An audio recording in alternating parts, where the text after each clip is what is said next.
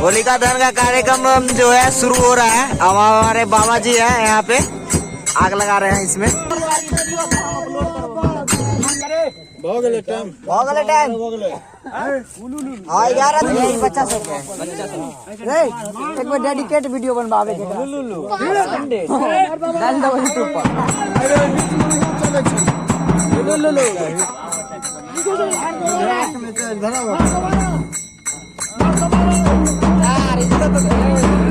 यहाँ पे होलिका दहन में आग जो है लग चुकी है और बच्चे लोग भी यहाँ पे देखिए कितना ज्यादा आए हुए हैं।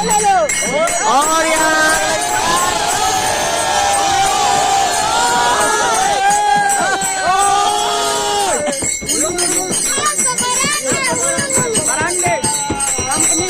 तो फाइनली जो है यहाँ पे होलिका दहन स्टार्ट हो चुकी है और टाइमिंग पे एग्जैक्ट टाइमिंग पे हम लोग जो है स्टार्ट किया है।